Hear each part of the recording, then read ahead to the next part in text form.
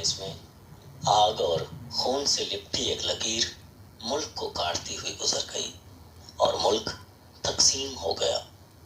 लाखों लोग दोनों तरफ फिरका वाराना वहशत का शिकार हुए। 77 साल से ज्यादा हो गए हैं। वो फसादात आज भी जारी हैं।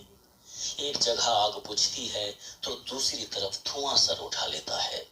एक आस्तीन पर खून सूखता है तो दूसरे हाथ की उंगलियां खून में डूबी हुई नजर आती हैं। कभी पंजाब में, कभी बंगाल में, कभी गुजरात में और कभी महाराष्ट्र में, कभी कश्मीर में। ये जख्म भरते नहीं, बस एक खुरुंड सा जम जाता है कुछ देर के लिए। फिर कहीं दंगे शुरू होते हैं और खराशें फिर से रिसने लगती हैं। अब तो लगता है ये जख्म आंखों से चिपक गए हैं। आंखें बहती रहती हैं, जख्म रिसते रहते हैं।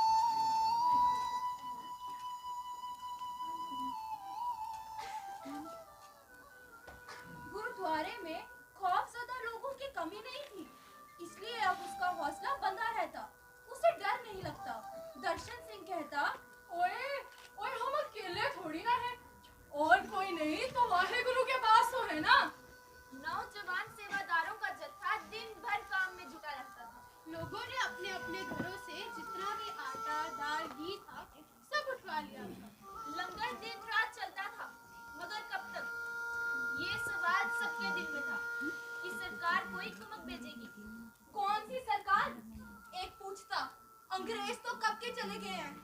यहाँ पाकिस्तान तो बन गया, लेकिन पाकिस्तान की सरकार नहीं बनी अभी। सुना है मिलिट्री घूम रही है हर तरफ और अपनी हिफाजत में शरणार्थियों के काफिले बॉर्डर तक पहुंचा देती है। शरणार्थी? वो क्या होता है जी? ओए रिफ्यूजी ओए, ये लफ्ज पहले तो कभी नहीं सुना था। 2-3 परिवारों का एक जत्था जिनसे दबाव बर्दाश्त नहीं हुआ निकल पड़ा। हम तो चलते हैं, स्टेशन पे सुना है ट्रेन चल रही है। यहाँ भी कब तक बैठे रहेंगे? ओए सुना है स्टेशन बेड पर तो बहुत बड़ा कैंप लगा हुआ है जी। लोग खा खा कर भी मर रहे और भूख से भी मर रहे। बीमारी फैल भी रही है। 5 दिन पहले एक ट्रेन गुजरी थी यहाँ से, तेल रखने की भी जगह नहीं थी। लोग छतों पर लदे हुए थे। सुबह संक्रांत की थी। गुरुद्वारे में दिन रात पाठ चलता रहता था। बड़ी ही शुभ घड़ी में शहानी ने अपने 2 जुड़वा बेटों को जन्म दिया, पर एक तो इतना कमजोर था कि उसके बचने की भी उम्मीद नहीं थी। पर शहानी ने भी नाभि के जोर से पकड़े रखा उसे। उसी रात किसी ने कह दिया, ओए ओए स्टेशन में बहुत बड़ा कैंप लगा है और एक गाड़ी आई है रिफ्यूजियों को लेने। निकल चलो ओए, निकल चलो। एक बड़ा सा हुजूम रवाना हो गया गुरुद्वारे से। दर्शन सिंह भी, शाहनी कमजोर थी बहुत, लेकिन बेटों के सहारे चलने को तैयार हो गई। माँ ने हिलने से इनकार कर दिया। मैं आ जाऊंगी बेटा, अगले किसी काफिले के साथ आ जाऊंगी। तो बहू और मेरे पोतों को संभाल के निकल जा। दर्शन सिंह ने बहुत जिद की तो ग्रंथी ने समझाया। सेवादारों ने हिम्मत दी। निकल जाओ सरदार जी, निकल जाओ। एक एक करके सब बॉर्डर पार पहुंच जाएंगे। बीजी हमारे साथ आ जाएगी। दर्शन सिंह निकल पड़ा सबके साथ।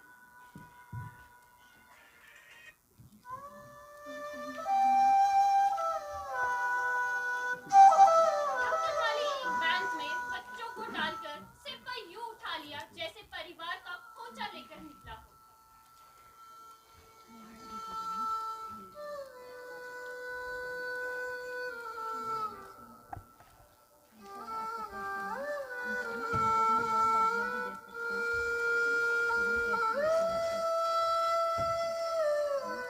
स्टेशन पर गाड़ी थी, लेकिन गाड़ी में जगह नहीं थी। लोग छतों पर घास की तरह उगे हुए थे। बेचारी नई नई नईफ और नजार माँ और नौजायदा बच्चों को देखकर लोगों ने उसे गाड़ी पे चढ़ा लिया और बैठने की जगह दे दी।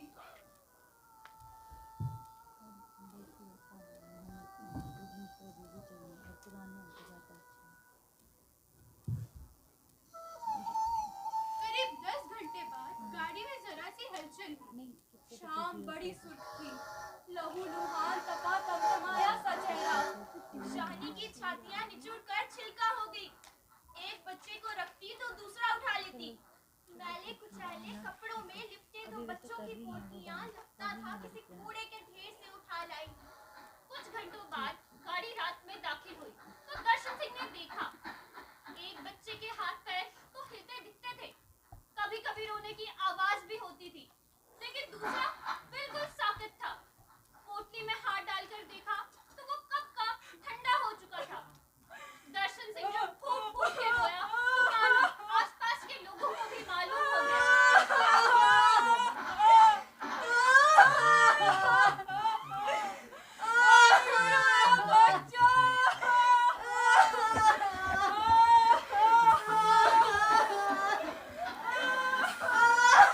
सबने चाहा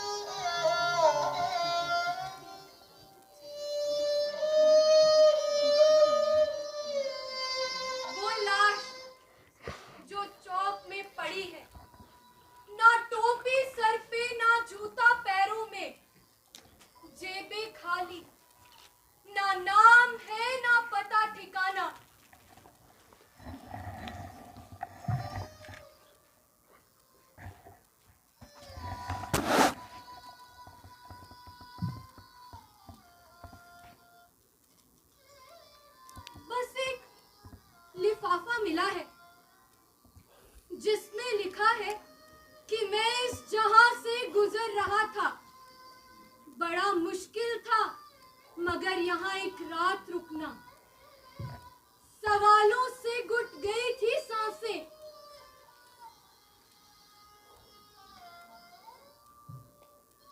मैं जा रहा हूँ, मैं जा रहा हूँ।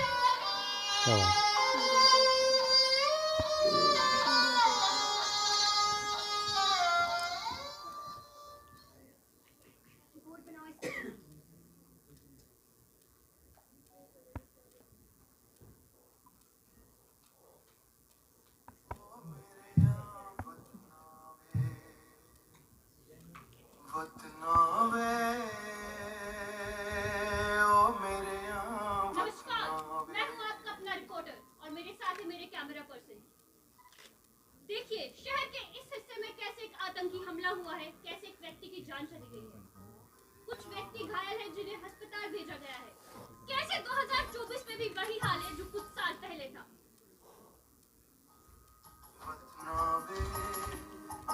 ओ मेरे वतनावे, वतनावे, ओ मेरे वतनावे, बढ़ गए तेरे आंगन, बुझ गए चूल्हे सांझे, टूट गई तेरी हीरें, मर गए तेरे रांझे।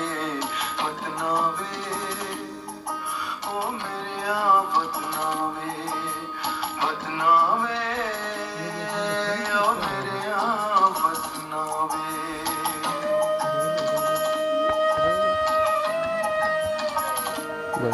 तेरा कौन सा चैनल है? कौन सा चैनल है आपका? डिपार्टमेंट है mass communication department news agency है या न्यूज़ एजेंसी है या चैनल अपना? ये न्यूज़ एजेंसी पर मैं फ्रीलांसर मल्टीपल एजेंसीज के लिए काम करता हूँ। तो मुझे भेजा किसी ने, बोला करके ला। तुझे पानी पूछेगा, फसलें सींचेगा,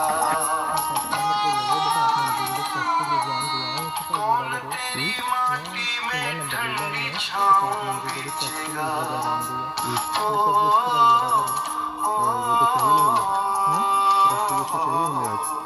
कौन तुझे पानी पूछेगा, फसलें सींचेगा, कौन तेरी माटी में ठंडी छाँव बीचेगा।